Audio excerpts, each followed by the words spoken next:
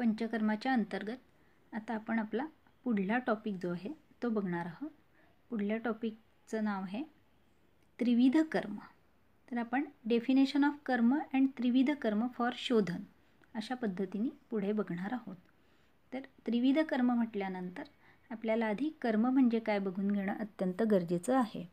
कर्म म्हणजे काय तर त्याची उत्पत्ती आपण बघूया. कृ धातू अधिक मनीन म्हणजे कर्म म्हणजे कार्य, क्रिया, जी काही हालचाल, चेष्टा आपण जी करतो, जे काहीही कार्य करतो त्याला कर्म असं म्हटलं जातं.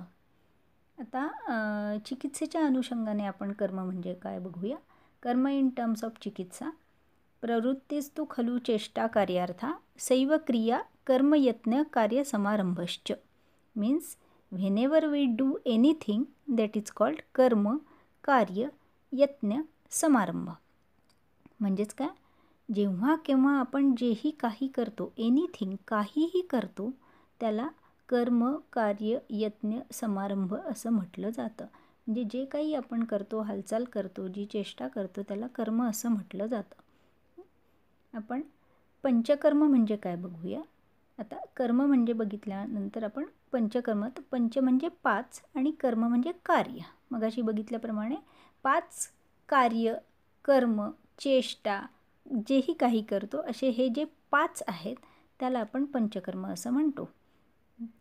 आता पंचकर्म शब्द इन चरक संहिता. थोडक्यात काय तर चरक संहितेमध्ये पंचकर्माचा उल्लेख कुठे कुठे आलेला आहे. आपण ह्यापूर्वीही आपण ते बघितलेलं आहे, पुन्हा एकदा बघूया. त्यानुपस्थित दोषाणाम स्नेहस्वेदोपपादनेह पंचकर्माणि कुर्वीत मात्राकाली विचार्यन. म्हणजे पंचकर्माचा कुठे कुठे उल्लेख आढळतो ते आपण थोडक्यात बघूया. The panchakarma is indicated in उत्कृष्ट दोषात.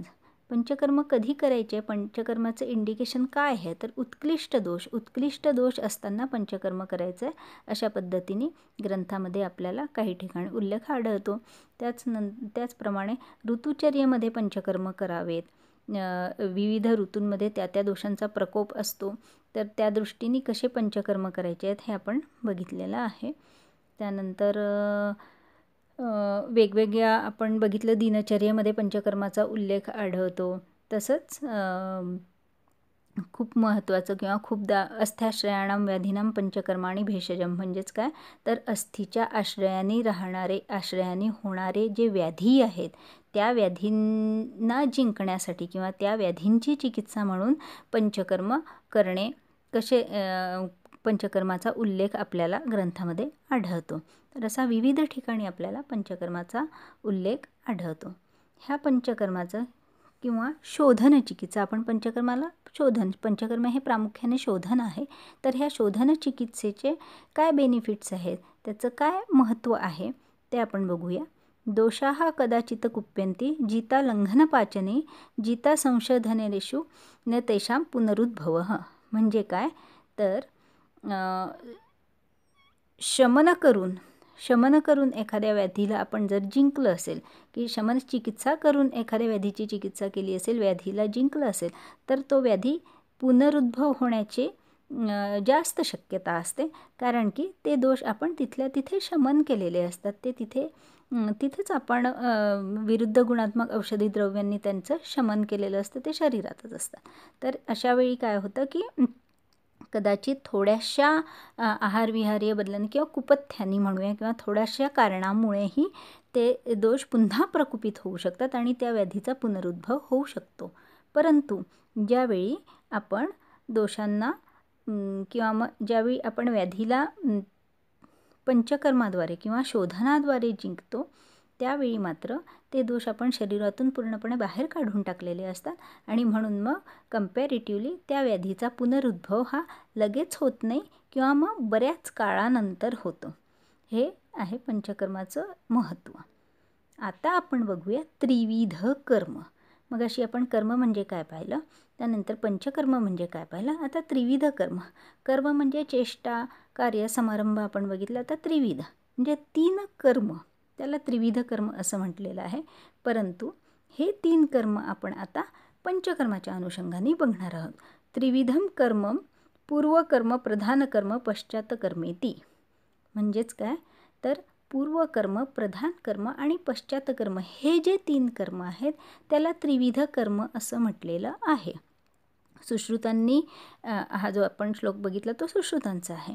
तर सुश्रुतांनी कदाचित हे जे त्रिविध कर्म सांगितलेले आहेत ते शल्य किंवा मग शस्त्रक्रियेशी संबंधित त्यांचा उल्लेख आपल्याला आढळतो, परंतु तोच आपण पंचकर्माशी संबंधित, आपण पंचकर्माचा अभ्यास करतो आहे आता, त्यामुळे आपण पंचकर्माशी संबंधित कसा करता येईल ह्याचा आपण विचार करूया. शल्यची किंवा सर्जरी करताना प्री ऑपरेटिव्ह, मेन ऑपरेटिव्ह आणि पोस्ट ऑपरेटिव्ह जसं असतं तशाच पद्धतीने पंचकर्म करत असतानाही पूर्वकर्म, प्रधानकर्म आणि पश्चातकर्म. तर पूर्वकर्म म्हणजे काय, तर मेन कर्म करण्याच्या आधीची जी काही तयारी आहे, मग ती रुग्णाची असेल, औषधीची असेल, तर ही सगळी जी तयारी आहे ती पूर्वकर्मामध्ये येईल. त्यानंतर प्रधानकर्म म्हणजे जे आपण मेन 5 कर्म करतो ते, आणि मग पश्चातकर्म म्हणजे नंतरचे मेन प्रधान कर्म झाल्यानंतर जे काही पथ्यापथ्य किंवा इतर गोष्टी आपण करणार आहोत त्याला पश्चातकर्म असं म्हटलं जातं. आता हे त्रिविध कर्म पंचकर्माच्या अनुषंगाने आपण बघतोय. पंचकर्माच्या अनुषंगाने पूर्वकर्म, पूर्वकर्मामध्ये दीपन, पाचन, स्नेहन आणि स्वेदन. प्रधान कर्मात आपले जे 5 कर्म आहेत ते वमन, विरेचन, बस्ती, नस्य आणि रक्तमोक्षण. आणि पश्चातकर्म, पश्चातकर्मामध्ये संसर्जनक्रम, शमन आणि रसायन ह्या 3 गोष्टी येतात. आता आपण स्टेप बाय स्टेप सगळे पूर्वकर्म, प्रधानकर्म आणि पश्चातकर्म बघूयात. तर पूर्वकर्म, पंचकर्माशी रिलेटेड पूर्वकर्म बघत असताना पाचन, स्नेहन आणि स्वेदन, त्यातलं पहिलं आपण पाचन बघणार आहोत. तर जे दोष आहेत त्यांचं पाचन करूनच आपण त्या दोषांना शरीरातून बाहेर काढणार आहोत. आपण पंचकर्म ज्यावेळी बघितलेत मागच्या एका लेक्चरमध्ये आपण पाहिलं होतं, तर त्यावेळी आपण बघितलं होतं की कधी दोष शरीरातून बाहेर काढून टाकायचे, तर ते उत्कृष्ट असताना काढायचे. त्याचबरोबर आपण पुढला एक हे बघितलं होतं की केवळ उत्कृष्ट असून चालणार नाही, तर दोष हे निराम असायला हवे, तेव्हाच आपण ते शरीरातून बाहेर काढून टाकू शकतो. तर मग हे निराम दोष जर नसतील तर त्यावेळी पाचन करून घेणं अत्यंत गरजेचं आहे. नंतर दीपन म्हणजे अग्निदीपन आणि पाचन म्हणजे सामदोषांचं पाचन. तर हे दोन्हीही गोष्टी अत्यंत गरजेच्या आहेत आपल्याला. पचेतन आमम वह्नी कृतम च, आणि पाचन म्हणजे पचती आमम न वह्नी कुर्यात तत्पाचनम, म्हणजे जे सामदोष आहेत त्यांचं पाचन करणे आणि अग्नी जो आहे त्या अग्नीचं दीपन करणे अत्यंत गरजेचं आहे. आता आपण काही अग्निदीपन करणारी आणि पाचन करणारी काही द्रव्ये थोडक्यात बघूयात. तर बडीशेप, विडंग, जायफळ, पिप्पली, गुडूची, अजमोदा, अद्रक, श्वेतपुनर्नवा, मरीच, चिंच, रासना, नागकेशर, सुंठ, लसूण, भल्लातक, पंचकोल, धान्य, अतिविषा, मुस्ता, जीरक, अपामार्ग हे जे काही द्रव्य आहेत हे दीपन आणि पाचन करतात. म्हणजे किंवा मग हे जे द्रव्य आहेत हे द्रव्य देऊन आपण पूर्वकर्मामध्ये रुग्णाचं पाचन आणि दीपन करून घेऊ शकतो. त्यानंतर दीपन पाचनानंतर इम्पॉर्टन्स ऑफ दीपन आणि आमपाचन. दीपन आणि आमपाचनाचं काय महत्त्व आहे, पूर्वकर्मामध्ये आपण हे का करून घेतो, तर आपण बघितलेलं आहे की सामदोष शरीरातून बाहेर, सामदोषांचं आपण शोधन करत नाही, किंवा मग दोषांचं शोधन करत असताना आपल्याला दोष हे निरामच असायला लागतात. का, तर सामदोष असल्यानंतर ते शरीरातून जर बाहेर काढून टाकले तर शरीराची हानी होऊ शकते रुग्णाला, किंवा मग व्यक्तीला दोष बाहेर काढून टाकताना क्लेश उत्पन्न होऊ शकतात. ह्याच्यासाठी आपण मागच्या वेळी पण हे उदाहरण बघितलेलं आहे की कच्च्या फळातून, किंवा एक आंबा आहे कच्चा आहे त्याच्यातून जर आपण रस काढण्याचा प्रयत्न केला तर अपेक्षित अशा प्रमाणात रसही बाहेर पडत नाही आणि त्या फळाचीही हानी होते. त्याचप्रमाणे जर शरीरातील सामदोष आपण काढून टाकण्याचा प्रयत्न केला तर शरीराला क्लेश होतात आणि अपेक्षित दोष शरीरातून बाहेर आपण काढून टाकू शकत नाही, त्यामुळे अपेक्षित जे फल आहे ते आपल्याला मिळत नाही.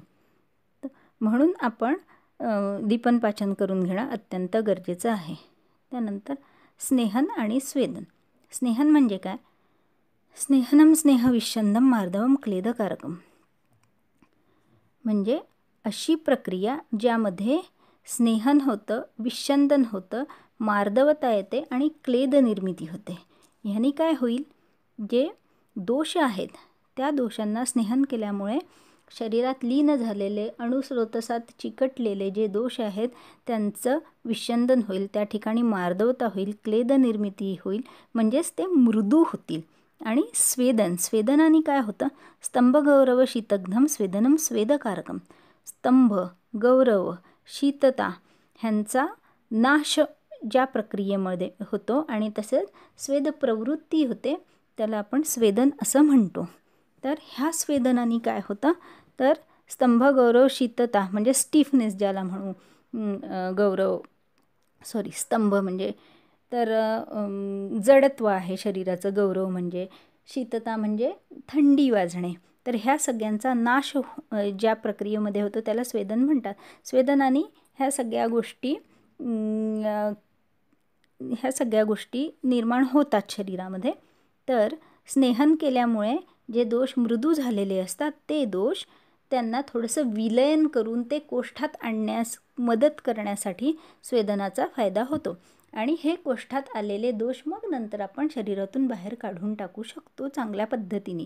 जर दोष कोष्ठातच आले नाही तर योग्य प्रकारे त्यांचं शोधन होत नाही. म्हणून स्नेहन आणि स्वेदन हे अत्यंत गरजेचं आहे. शुष्काण्यपि ही काष्ठानी स्नेहस्वेदोपपादने नमयंती यथा न्यायम किम पुनजीवितो नरान. म्हणजेच काय? स्नेहन आणि स्वेदनाचं महत्त्व ह्या ठिकाणी आपण बघणार आहोत की एखाद्या शुष्क काष्ठाला म्हणजे एखाद्या वाळलेल्या कठीण झालेल्या एखाद्या काष्ठाला आपण जर वाकवण्याचा प्रयत्न केला तर ती लगेच वाकत नाही किंवा मग वाकवता ती तुटते.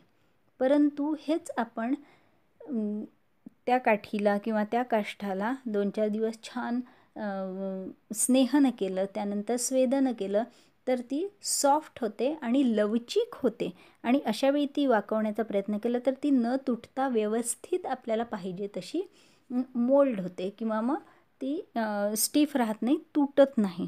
त्याच पद्धतीने शरीराचंही जर आपण आधी स्नेहन स्वेदन करून घेतलं तर दोष हे शरीराची हानी न करता शरीरातून व्यवस्थितपणे आपल्याला बाहेर काढून टाकता येतात. म्हणून स्नेहन आणि स्वेदन हे अत्यंत गरजेचं आहे. थोडक्यात आपण स्नेहन आणि स्वेदनाचे प्रकार बघूया. स्नेहनाचे बाह्य आणि अभ्यंतर असे 2 प्रकार आहेत. बाह्यमध्ये सगळ्या प्रकारचे म्हणजे एकांग किंवा मग एकांग, सर्वांग, सगळे शिरोधारा, पादाभ्यंग, मूर्ध तैलाचे जे प्रकार आहेत हे सगळे बाह्यमध्ये येतात. आणि अभ्यंतरमध्ये अच्छपान आणि विचारणा स्नेह. अच्छपान म्हणजे केवळ स्नेह, केवळ स्नेहाचं प्राशन किंवा केवळ स्नेह घेणे त्याला आपण अच्छ स्नेह असं म्हणतो. आणि विचारणा स्नेह, विचारणा म्हणजे काय? कुठल्या तरी आहारीय द्रव्यांसोबत उपाययोजना करून जो स्नेह शरीरात दिला जातो त्याला आपण विचारणा स्नेह असं म्हणतो. आणि ग्रंथामध्ये ह्या एकूण 24 विचारणा सांगितलेल्या आहेत. म्हणजे 24 प्रकारे आपण कशी वेगवेगळ्या आहारीय द्रव्यांसोबत उपाययोजना करून स्नेह देतो त्याला आपण स्नेह विचारणा म्हणतो. आणि ह्या एकूण 24 सांगितलेल्या आहेत. त्यानंतर स्वेदनाचे प्रकार. तर अनग्नी स्वेदाचे आपण ह्या आधी फर्स्ट इयरमध्ये पण आपण बघितलेले आहेत, अजूनही बघतो. व्यायामम, उष्ण, सतनम, गुरुप्रावणम, क्षुधा हे जे आहेत, बहुपान, भयक्रोध, आतप वगैरे हे जे आहेत हे 10 अनग्नी स्वेदाचे प्रकार आहेत. त्यानंतर आपण अग्निस्वेदाचे प्रकार बघणार आहोत. चतुर्विध स्वेद तदत्या तापस्वेद, उष्मस्वेद, उपनाहस्वेद, द्रवस्वेद इतिही. म्हणजेच काय? तर हे चतुर्विध जे स्वेद आहेत, तापस्वेद आहे, उष्मस्वेद आहे, उपनाहस्वेद आहे आणि द्रवस्वेद आहेत, हे अग्निस्वेदाचे प्रकार आहेत. मग त्याच्यात आणि उपप्रकार बरेच आहेत. तर असे हे आपण थोडक्यात स्नेहन आणि स्वेदाचे प्रकार बघितले. आणि हे सगळे जे आहेत हे आत्तापर्यंत जे बघितले स्नेहन, स्वेदन, दीपन, पाचन हे पूर्वकर्म आहेत. त्यानंतर प्रधान कर्म. प्रधान कर्मामध्ये आपले जे 5 पंचकर्म आपण सांगितलेले आहेत ते प्रधान कर्मामध्ये येतात. ते त्यावेळी आपण पुढे एक एक कर्म शिकणार आहोत, त्यावेळी ते डिटेल बघणार आहोत. तर वमन, विरेचन, बस्ती, नस्य आणि रक्तमोक्षण हे 5 जे कर्म आहेत ते प्रधान कर्म आहेत आपले. त्यानंतर पश्चातकर्म. पश्चातकर्म म्हणजे काय, तर नंतर करण्यात येणारं जे कर्म आहे, जे कार्य आहे, जी चेष्टा आहे, जे कार्य आहे त्याला आपण पश्चातकर्म. पश्चात म्हणजे नंतर. तर प्रधान कर्म झाल्यानंतर जे जे काही करतो त्याला आपण पश्चातकर्म म्हणतो. तर पश्चातकर्मामध्ये संसर्जन क्रम आधी बघूया. संसर्जन म्हणजे काय, सम्यक सर्जन, संसर्जन. संसर्जन क्रम म्हणजे काय, तर आहार्य द्रव्यांची अशा पद्धतीने उपाययोजना करणे की लघु आहारापासून म्हणजे पचायला लघु आहारापासून तर उत्तरोत्तर रुग्णाचा जो काही नॉर्मल नॅचरल आहार आहे त्या आहारापर्यंत येणे ह्याला आपण संसर्जन असं म्हणतो. पेया विलेपिमकृतं कृतं च युषं रसं त्रिविधैकश्च क्रमेण सेवेत विशुद्ध कायः प्रधान मध्यावर शुद्धिः. म्हणजेच काय, तर संसर्जन करत असताना हा जो क्रम आपण पाळतो तर त्याचा आणि शुद्धी कशा प्रकारे झालेली आहे, म्हणजे आपण जे शोधन केलेलं आहे ते प्रवर आहे, अवर आहे का मध्यम आहे, शुद्धी कशी झाली आहे त्याच्यावर संसर्जन क्रम किती आणि कसा ते ठरलं जातं. पेया विलेपी अकृतयुष कृतयुष अशा पद्धतीने आपण उत्तरोत्तर लघुपासून गुरु किंवा मग लघुपासून नॉर्मल आहारापर्यंत रुग्णाला आणण्याची जी प्रक्रिया आहे त्याला आपण संसर्जन क्रम म्हणतो. आणि उत्तम शुद्धी जर झालेली असेल तर 3 अन्नकाल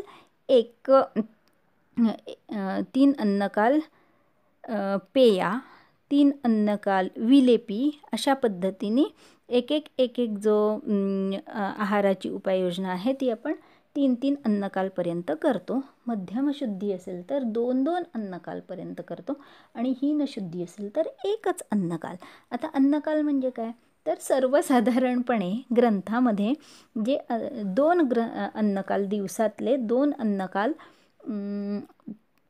इंडिकेटेड आहेत किंवा मग 2 अन्नकालांचा आपल्याला निर्देश मिळतो. म्हणजे थोडक्यात काय, तर सर्वसाधारण मनुष्य जो आहे तो दिवसातून 2 वेळा जेवतो असा त्याचा अर्थ आहे, सकाळचं जेवण आणि संध्याकाळचं जेवण. तर ह्या 2 म्हणजे असे 2 अन्नकाल आपण काउंट करतो. तशा पद्धतीने उत्तम शुद्धीसाठी 3 अन्नकाल. म्हणजे उदाहरणार्थ जर उत्तम शुद्धी झाली असेल, आज सकाळी जर शोधन केलं असेल तर आज सकाळचं आहार, आज संध्याकाळचा आहार आणि उद्या सकाळचा आहार हे झालेत, हे 3 अन्नकाल झालेत. अशाच पद्धतीने मध्यम असेल तर मध्यम शुद्धी असेल तर 2 अन्नकाल आणि हीनशुद्धी असेल तर 1 अन्नकाल आपण पेया विलेपी अकृतयुष कृतयुष ह्यांची उपाययोजना करतो. त्यानंतर संसर्जन क्रमाचं महत्त्व. का करतो आपण संसर्जन क्रम, तर ज्याप्रमाणे एखाद्या मंद झालेल्या अग्नीवर अचानक एकदम खूप सारी समिधा आपण टाकली तर तो अग्नी विझून जातो, त्याचप्रमाणे आपल्या जठराग्नीचं किंवा शरीरस्थ कायस्थ अग्नीचंही आहे. शोधन केल्यानंतर थोड्या काळासाठी आपला जो अग्नी आहे तो थोडासा मंद झालेला जाणवतो आणि हा मंद अग्नी असताना जर आपण नॅचरल आपला नेहमीचा आहार घेतला तर तो अग्नी विझून जाऊ शकतो किंवा मग त्या अग्नीची दुष्टी होते. तर ही होऊ नये, अग्नीचं संदूक्षण व्हावं, अग्नी चांगला प्रदीप्त व्हावा म्हणून आपण संसर्जन क्रम पाळतो. आणि म्हणूनच आपण लघु आहारापासून उत्तरोत्तर नॉर्मल किंवा गुरु आहारापर्यंत रुग्णाला योग्य पद्धतीने आहाराची उपाययोजना करून देतो, त्याला संसर्जन क्रम असं म्हणतो. त्यानंतर पुढलं आहे शमन. संसर्जन क्रमानंतर शमन हा एक प्रकार आपण म्हणूयात. शमनामध्ये काय आहे तर जे दोष उत्कृष्ट दोष होते त्यासाठी आपण शोधन केलं होतं. तर हे शोधन केल्यानंतर काय सगळे समूळ अगदी एखादं आपण पातेलं धुवून टाकतो ते कसं चकचकीत होतं तशा पद्धतीत शरीरातले सगळेच्या सगळे दोष काय आपण काढत नाही किंवा मग ते निघत नाहीत. तर जे काही थोडेफार राहिलेले दोष असतात त्या दोषांचं शमन चिकित्सेने किंवा विरुद्ध गुणकर्मात्मक द्रव्यांनी आपण शमन करून घेतो किंवा मग शमन करून घेणं गरजेचं आहे. जे अल्प थोडे राहिलेले असतात दोष ते. म्हणून मग पश्चात कर्मामध्ये संसर्जन क्रम झाल्यानंतर उर्वरित दोषांचं शमन करणे अत्यंत गरजेचं आहे. आता त्यानंतर महत्त्वाचं म्हणजे आता रसायन आपण बघूयात. तर आपण पंचकर्माची जेव्हा इंट्रोडक्शन बघितली होती त्यावेळी पंचकर्म कधी कधी करावेत तर रसायन आणि वाजीकरणाच्या आधी पंचकर्म करावेत असा आपण एक उल्लेख पाहिलेला होता. ज्या पद्धतीने एखाद्या मलिन वस्त्रावर आपण रंग देण्याचा प्रयत्न केला तर ते योग्य पद्धतीत बसत नाही. त्याचप्रमाणे शरीरामध्ये दोष प्रभूत असताना जर आपण रसायन चिकित्सा केली तर त्या रसायनाचे योग्य फळं आपल्याला मिळत नाहीत आणि म्हणूनच मग आपण आधी शोधन चिकित्सा करून घेतो आणि त्यानंतर मग रसायन चिकित्सा करतो असं आपण म्हटलं होतं. तसंच ह्या ठिकाणी त्याचप्रमाणे किंवा मग त्याला अनुषंगून आपण आधी जर शोधन केलेलं आहे तर मग नंतर आपण रसायन चिकित्सा सुरू करू शकतो किंवा रसायन करतो. हा झाला एक भाग. दुसरा अत्यंत महत्त्वाचा एक दुसऱ्या व्ह्यूनी आपण विचार करूया की रसायन प्रत्येक वेळी रसायन आणि वाजीकरणाच्या अनुषंगाने न घेता आपण थोडंसं बघूयात की एखाद्या व्याधीशी रिलेटेड रसायन किंवा मग उदाहरण द्यायचं झालं तर एखाद्या प्राणवह स्रोतसाशी रिलेटेड एखाद्या व्याधी वारंवार रुग्णाला होतो आहे त्याच्या अनुषंगाने जर आपण शोधन केलं असेल तर म्हणजे जर श्वासाचा किंवा कासाचा रुग्ण आहे वारंवार श्वासाची तक्रार रुग्णाला असेल तर अशा रुग्णाला जर आपण एखादं शोधन वमनच दिलं तर हे शोधन झाल्यानंतर मग प्राणवह स्रोतसाला बल देण्यासाठी म्हणून आपण जी काही उपाययोजना करू किंवा प्राणवह स्रोतसाला बल देण्यासाठी काही उपाययोजना आपल्याला करायला लागेल त्याचं बल वाढवण्यासाठी जे आपण काही देणार आहोत. तर उदाहरण प्राणवह स्रोतसाचं आहे तर आपण च्यवनप्राश अभ्रकभस्म किंवा ह्या पद्धतीने पिप्पली रसायन हे जे रसायनं सुरू करून त्या प्राणवह स्रोतसाला बल देणार आहोत आणि मग स्रोतसाला बल मिळाल्यामुळे वारंवार होणारी जी गोष्ट आहे वारंवार होणारा हा जो त्रास आहे रुग्णाला तो होणार नाही आहे. तर अशा पद्धतीने आपण रसायनाचा विचार करणार आहोत की विशिष्ट स्रोतसाचं रसायन किंवा विशिष्ट स्रोतसाला बल देण्यासाठीचं रसायन ह्या ठिकाणी आपण म्हणू शकू. तर रसायनाचा असा दोन्ही पद्धतीने आपल्याला विचार करता येईल. तर हे सगळे झालेत आपले त्रिविध कर्म. आता हे त्रिविध कर्म आपण जितक्या चांगल्या पद्धतीने करू तितक्या चांगल्या पद्धतीने आपल्याला त्याचे फळं मिळणार आहेत. म्हणून त्रिविध कर्म हे पंचकर्माच्या अनुषंगाने अत्यंत महत्त्वाचे आहेत आणि हे त्या त्यावेळी त्या पद्धतीने करून घेणं गरजेचं आहे.